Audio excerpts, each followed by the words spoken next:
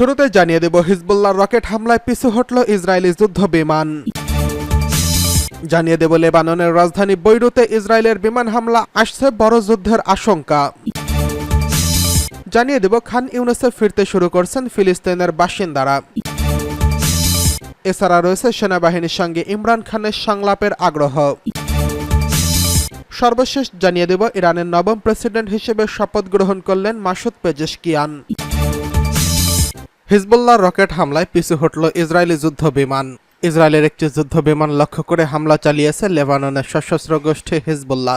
এতে যুদ্ধ বিমানটির পিছু হটতে বাধ্য হয়েছে। মঙ্গলবার বিভিন্ন গণমাধ্যমের প্রতিবেদনে এই দাবি করা হয়েছে।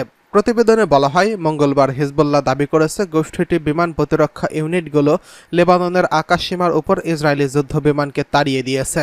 উল্লেখ্য, গত শুক্রবার ইসরায়েলের অধিকৃত গোলান মালভূমিতে একটি ক্ষেপণাস্ত্র হামলার 12 শিশুর মৃত্যু হয়। এরপরই ইসরায়েল ও হিজবুল্লাহর মধ্যে পূর্ণমাত্রার যুদ্ধ শুরুর আশঙ্কা তৈরি হয়। এই আশঙ্কার মধ্যেই দখলদার ইসরায়েলের যুদ্ধবিমান লক্ষ্য করে হামলা চালিয়েছে হিজবুল্লাহ। ইসরায়েলের সঙ্গে যখন তাদের যুদ্ধ শুরু হয়, তখন প্রায় লেবাননের ভিতরে ইসরায়েলি বিমান গিয়ে বোমা ও ক্ষেপণাস্ত্র ছুড়ে এসেছিল। তবে এখন শোনা যাচ্ছে ইসরায়েলি যুদ্ধ বিমান লক্ষ্য করে হামলা চালিয়েছে হিজবুল্লাহ। এতে বিমানটি পালিয়ে আসতে বাধ্য করা হয়। গোলান মালভূমিতে 12 শিশুর মৃত্যুর পর হিজবুল্লাহ বিভিন্ন লক্ষ্যবস্তুতে বড় ধরনের হামলা চালানোর হুমকি দিয়েছে ইসরায়েল।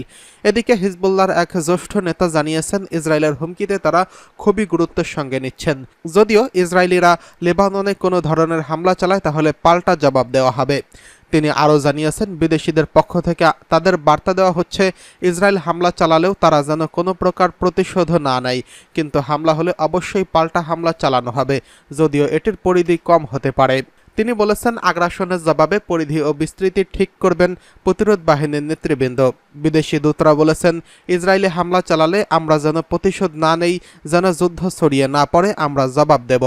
এই নেতারা আরও হুমকি দিয়েছেন, যদি ইসরায়েলি সেনারা লেবাননে স্থল হামলা চালায় তাহলে হিজবুল্লাহ দখলদার ইসরায়েলের স্থল হামলা চালাবে। তিনি বলেছেন, আমরা ইসরায়েলের কাছ থেকে কোনো স্থল হামলার আশঙ্কা করছি না, কিন্তু তারা যদি স্থল হামলা চালায় তাহলে আমরা প্রস্তুত রয়েছি। যদি তারা লেবাননে প্রবেশ করে তাহলে আমরা গ্যালিলিতে প্রবেশ করব। এদিকে লেবাননের রাজধানী বৈরুতে ইসরায়েলের বিমান হামলা। লেবাননের রাজধানী বৈরুতে দক্ষিণ উপকণ্ঠে হামলা চালিয়েছে ইসরায়েল। স্থানীয় সময় মঙ্গলবার সন্ধ্যার দিকে এই হামলা চালানো হয়েছে।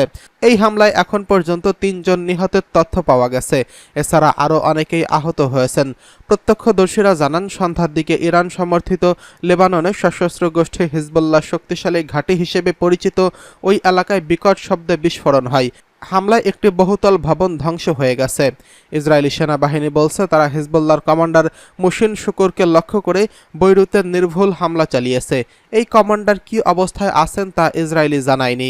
ইসরায়েলি সেনাবাহিনী বলেছে, তারা হিজবুল্লাহর কমান্ডার মুশিন শুকুরকে লক্ষ্য করে বৈরুতে নির্ভুল হামলা চালিয়েছে।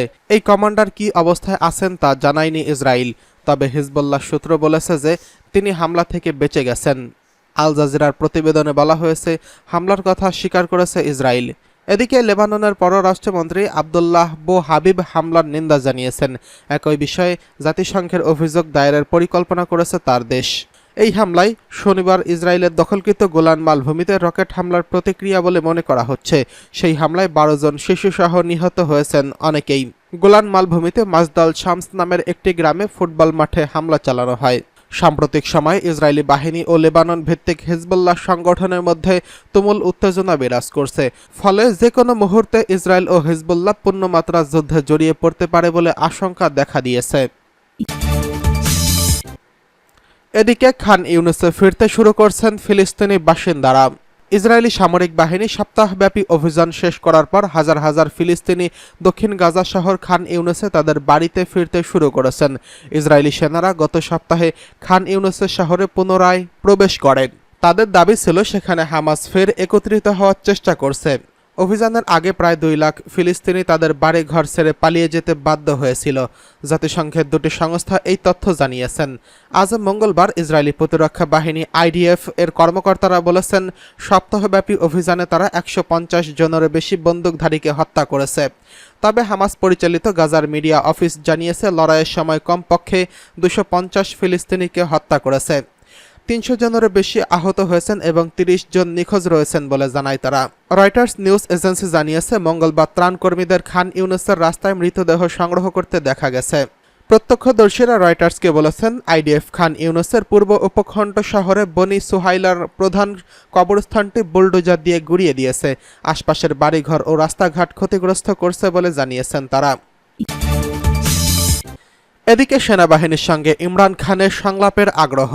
কারাবন্দী পাকিস্তানের সাবেক প্রধানমন্ত্রী ইমরান খান দেশটির সেনাবাহিনীর সঙ্গে আলোচনার আগ্রহ প্রকাশ করেছেন এবং প্রতিনিধি নিয়োগের আহ্বান জানিয়েছেন। পাক সংবাদ মাধ্যম এক্সপ্রেস ট্রিবিউনের প্রতিবেদন অনুযায়ী মঙ্গলবার কারাগারে স্থাপিত আদালতে কয়েকজন সাংবাদিকদের সঙ্গে কথা বলেন ইমরান খান। সেই আলোচনায় ইমরান জানান, তাদের সেনাবাহিনীকে কখনো দোষারোপ করেনি, বরং সমালোচনা করেছেন। তিনি সেনাবাহিনীকে দুষ্টু ছেলে হিসেবে উল্লেখ করে বলেন, সমালোচনা গণতন্ত্রের একটি অপরিহার্য অংশ। ইমরান খান আরও বলেন, সেনাবাহিনীও ভুল করতে পারে এবং এসব ভুলের সমালোচনা করা প্রয়োজন। তিনি উল্লেখ করেন, সাবেক সেনাপ্রধান জিয়াউল হক সাবেক প্রধানমন্ত্রী বেনজির ভুট্টোকে ফাঁসি দিয়েছিলেন এবং ইয়াহিয়া খানের কারণে বাংলাদেশ পাকিস্তান থেকে আলাদা হয়ে স্বাধীন হয়েছিল। গত বছরের 9ই মে গ্রেফতার হওয়ার পর তার সমর্থকরা সেনাবাহিনীর বিভিন্ন স্থাপনায় হামলা চালান। এসব হামলার জন্য ইমরানকে দায়ী করে সেনাবাহিনী। ওই ঘটনার পর ইমরান ক্ষমা চাইতে অস্বীকার করেছিলেন এবং সেনাবাহিনীর সঙ্গে সংলাপ করবেন না বলে জানিয়েছিলেন। তবে বর্তমানে তিনি তার অবস্থান পরিবর্তন করেছেন। তিনি সেনাবাহিনীর সঙ্গে সংলাপ করতে আগ্রহ প্রকাশ করেছেন। এদিকে ইরানের নবম প্রেসিডেন্ট হিসেবে শপথ গ্রহণ করলেন পেজেশকিয়ান। ইরানের নতুন প্রেসিডেন্ট হিসেবে আনুষ্ঠানিকভাবে শপথ গ্রহণ করেছেন মাসুদ পেজেশকিয়ান। গত 5ই জুলাই রান অফ নির্বাচনে সাইদ জালালিকে পরাজিত করে প্রেসিডেন্ট প্রার্থী নির্বাচিত হন তিনি। মঙ্গলবার শপথ নেন তিনি।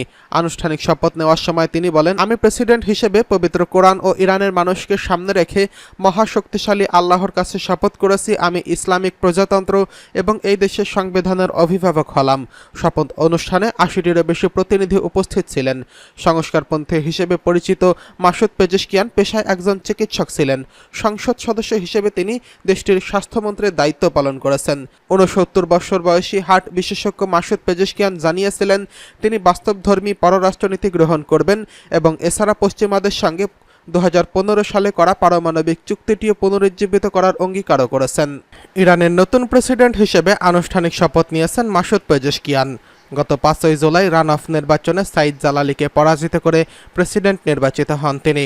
মঙ্গলবার এই শপথ নেন তিনি। আনুষ্ঠানিক শপথ নেওয়ার সময় তিনি বলেন, আমি প্রেসিডেন্ট হিসেবে পবিত্র কোরআন ও ইরানকে এবং ইরানের মানুষকে সামনে রেখে মহাশক্তিশালী আল্লাহর কাছে শপথ করছি, আমি ইসলামিক প্রজাতন্ত্র এই দেশের সংবিধানের অভিভাবক হলাম। শপথ অনুষ্ঠানে 80টি দেশের প্রতিনিধি উপস্থিত ছিলেন। সংস্কারপন্থী হিসেবে পরিচিত মাসুদ পেজেশকিয়ান পেশায় একজন চিকিৎসক ছিলেন। সংসদ সদস্য হিসেবে তিনি দেশটির স্বাস্থ্যমন্ত্রীর দায়িত্ব পালন করেছেন।